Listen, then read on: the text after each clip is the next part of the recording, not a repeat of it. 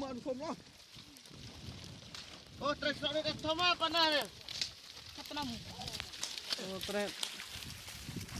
như tre đó nó cầm nước ôi khoe thịt lăng để cho năm môn này mình khát thức rồi đấy bố mình tre này làm tụm bắn đi nó xây mát thế nào thì tụm bắn đi đợi đây phôm có miền là ôn tận tịnh như thế tre mù Chặt lại trọc ổng. đá đi Phồng. mòn ly ô hành dây hình dây lưu lên cướp quá tao cướp ủa ra đó tao lùi kia anh sập trong phòng đây cái đàn kia ăn vang nghe là liền kia nè nghe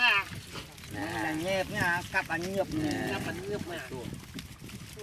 nhẹp tí à Lụ ổng. Hoạch nè. Ê chứ. Lại nhầm tạch. chưa phải nhẹp tí à mới phải nhẹp tí à các bạn chơi mai được nè nè nghe bánh nước thôi à cho hôn nhẹp nhé bằng thanh nhật ban đấy ăn phải thật lắm gì biết nồi hàng cái thấy mà rám bằng Chặt mó chặt tạch tuỗng.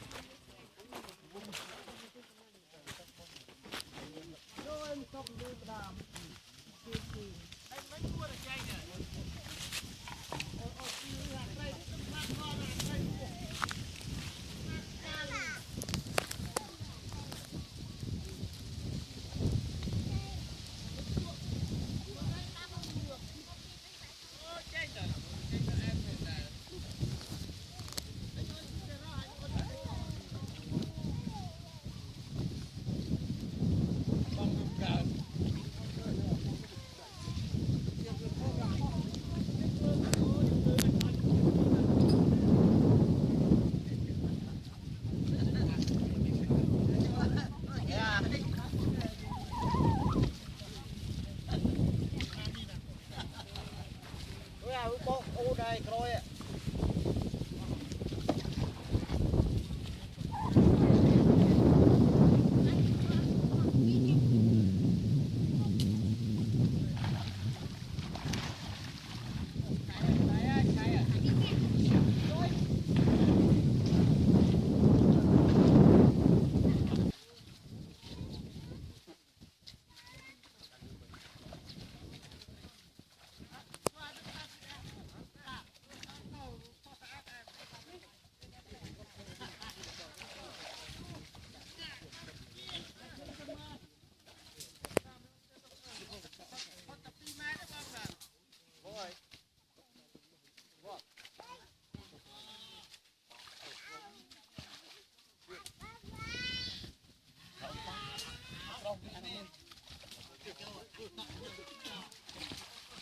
cây trà đàm chết rồi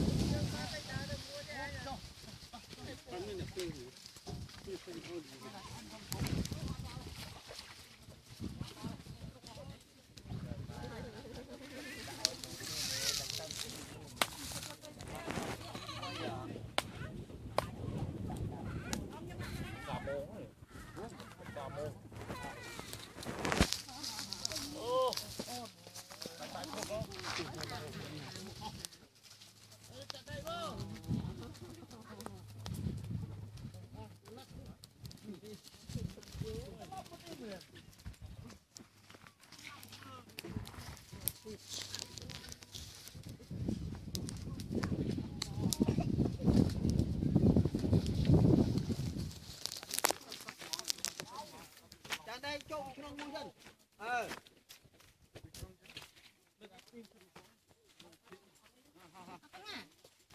มันก็ไอ้จุ๊มะมั้ย ตัวrồi ตัดออนตีได้ tạo này nè bóng vào nè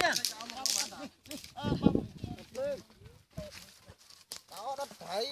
เอาไปไม่จับไม่จับเนี่ยบอกจับน้องโอ้ยยังดูตัวนึง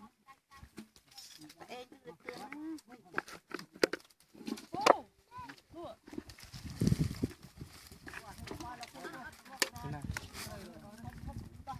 โอ้ยจับได้หนูจับยอมพอน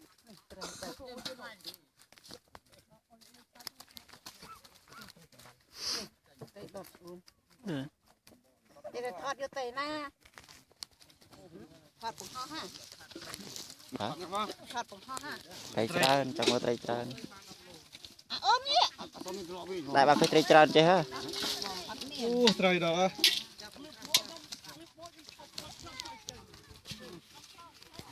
ហុកហុកហើយនេះមកស្មានមកបងកើ ai cho mi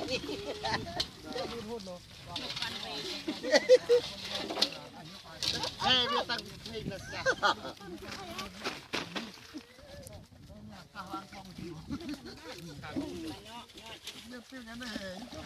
cách mùng nia cách mùng nia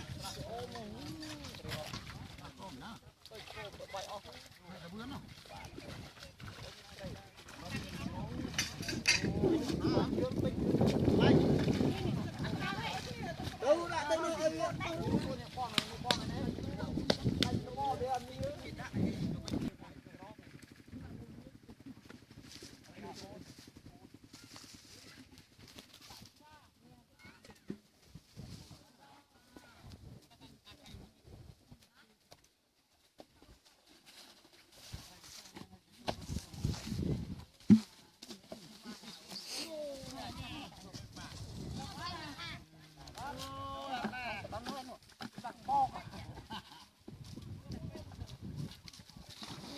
นมยำច្រើនលេម៉ាក់អើយអមហេងមកវិញតោងយីតោងមិនច្រើន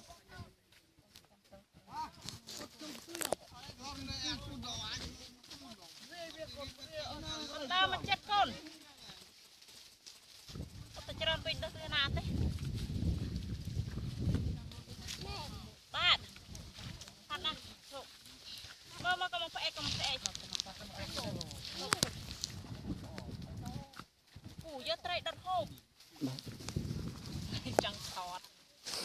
ដែលឃើញត្រីច្រើន នេះខ្ញុំចាំមាន3អាសន្តានមកស្អែកតែបានត្រីនេះណាអី តែនេះ ពុកនេះក៏ពុកបានរឿងនេះក៏អ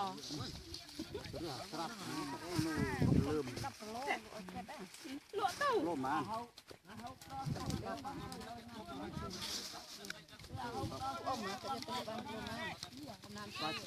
ta làm đóp bờ chiên tất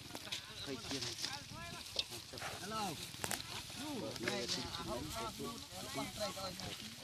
trời bu lần rồi nè hả trời bu lần rồi làm đóp đóp anh em đóp lôm thì còn không lừa mưa làm hi trời bu lần đây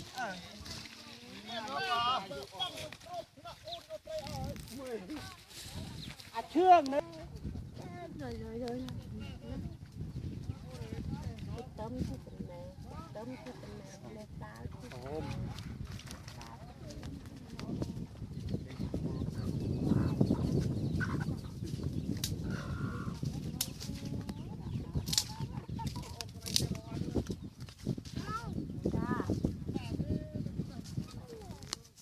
nào một cái đây nữa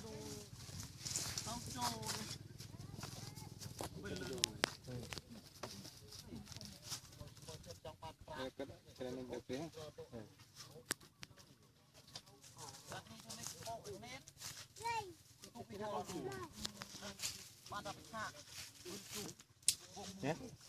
Hãy